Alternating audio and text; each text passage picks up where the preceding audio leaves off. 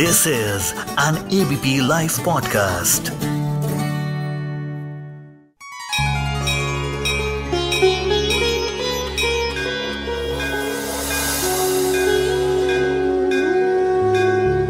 आप सुन रहे हैं रामायणा डायरीज।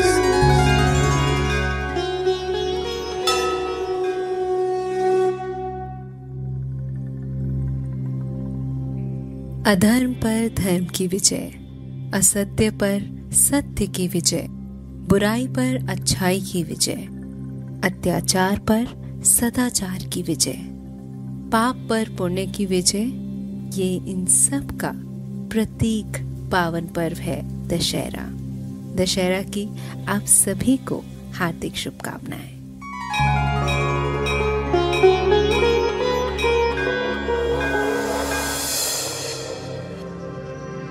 अगर हमें दशहरा के थ्रोबैक में जाना हो, यानी रामचरितमानस के पन्नों से दशहरा को पढ़ना हो, समझना हो, तो उससे यही माना जाता है कि जब रावण ने देवी सीता को हरण कर लिया था, तब भगवान राम के सारे संदेश भेजे जाने के बावजूद जब रावण ने सीता माँ को वापस अयोध्या नहीं भेजा था, तो नारी जाति के सम्मान और मर्यादा की रक्षा के लिए और सीता माँ को वापस लाने के लिए भगवान राम ने अधर्म और अन्यायी रावण को युद्ध के लिए ललकारा था। और वो युद्ध 10 दिनों तक चला था। आश्विन शुक्ल दशमी तिथि को भगवान राम ने माँ दुर्गा से प्राप्त दिव्यास्त्र की सहायता से रावण का वध कर दिया था। और रावण का अंत तब हुआ जब उसके 10 के 10 सिर मार गिराए। तो दशहरा को असत्य पर न्याय और सत्य की जीत के उत्सव के रूप में मनाया जाता है। और इसे विजयदशमी इसलिए बोला जाता है क्योंकि रावण पर राम को विजय प्राप्त हुई थी, इसीलिए ये तिथि विजयदशमी कहलाई।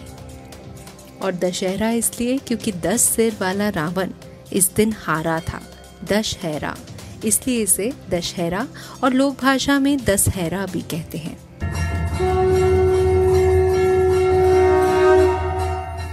जय सिया राम। आप सुन रहे हैं रामायणा डायरीज विद सोनल।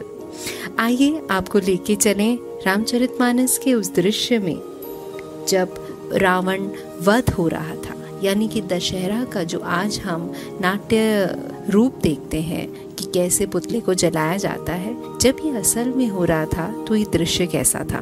काटे सिर बुझ बार बहु, मरत न भट लंकेश, प्रभु क्रीड़त सुर सिद्धि मुनि, व्याकुल देखी कलेस।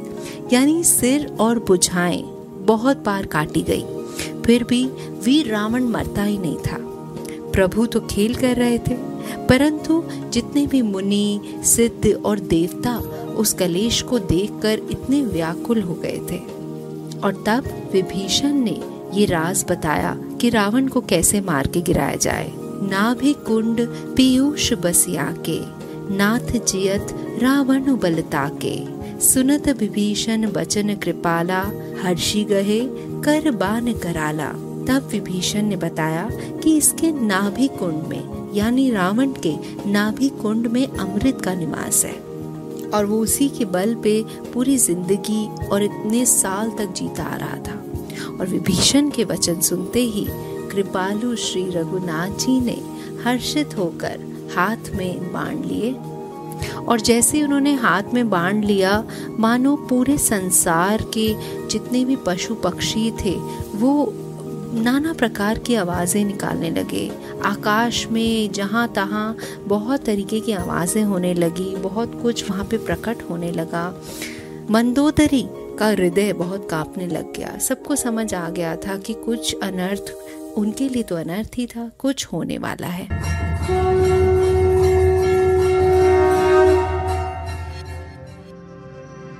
ये माना जाता है कि कहीं पर भी आग लगी जा रही थी, मानो जैसे सूर्य ग्रहण हो रहा हो। अगर हम उस दृश्य की बात करें तो आज का दशहरा और उस वक्त का दशहरा जो कि असल मायने में दशहरा था, तब रामचरितमानस कहती है कि मूर्तियां रोने लगी थी आकाश से वज्रपात होने लग गया था। अत्यंत प्रचंड वायु बहने लगी थी, पृथ्वी हिलने लगी थी, धूल की जैसे वर्षा होने लगी थी। मतलब चारों तरफ अमंगल होने लगा था। आकाश में देवता व्याकुल होकर जय जयकार पुकार रहे थे। और फिर खैंची सरासन श्रवण लागी, छाड़े सर 31, रघुनायक सायक चले, मानहु काल फनीस।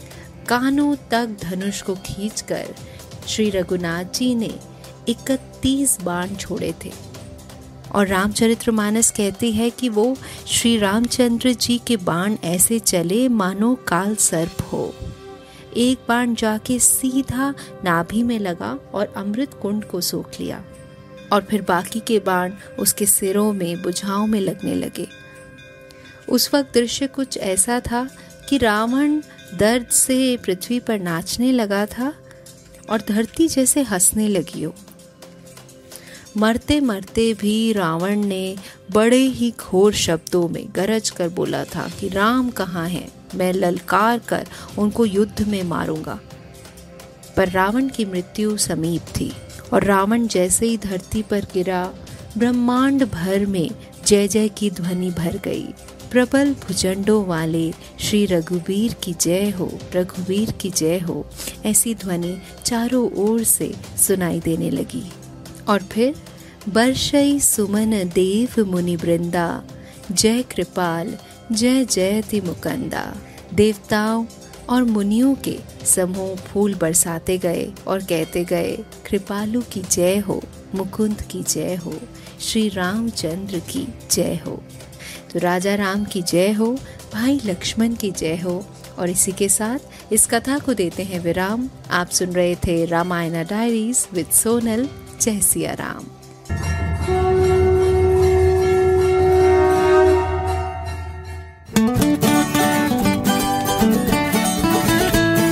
This is an ABP Life podcast.